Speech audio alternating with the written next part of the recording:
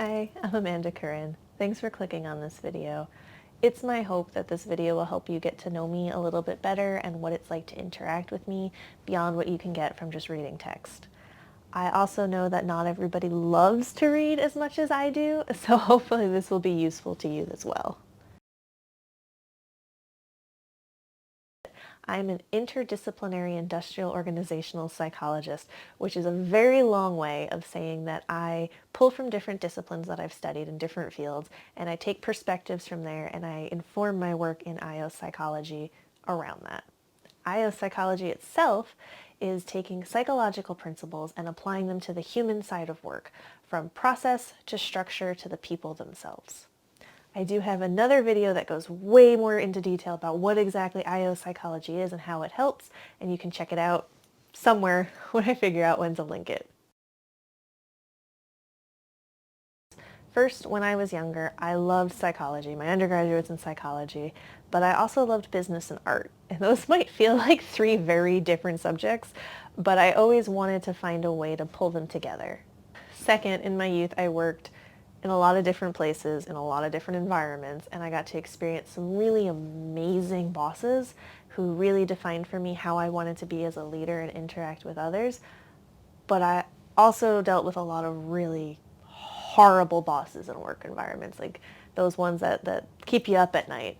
And I set out with this mission of that we all have to work, or most of us have to work, but there's no reason why work has to be such a miserable experience. We spend a good portion of our lives there. How can we create environments and workplaces that are people want to go to work? And then my third perspective is that I've never really bought into how we're working. I really do believe that it's leftovers from the industrial age and the unions, and it served a great purpose, but it's no longer serving our purposes. And so I wanted to be out in the forefront to kind of explore with other people, how does work change? Like, how is it going to change? What is it going to look like? How do we support people through that? So between those three different perspectives, it kind of blended, and when I found IO psychology, it was the perfect fit for me. People have always talked about, like, what are your values? You got to know your values. And I think it's difficult. It requires some hard conversations with yourself, and it's not an area that we've really been taught how to explore.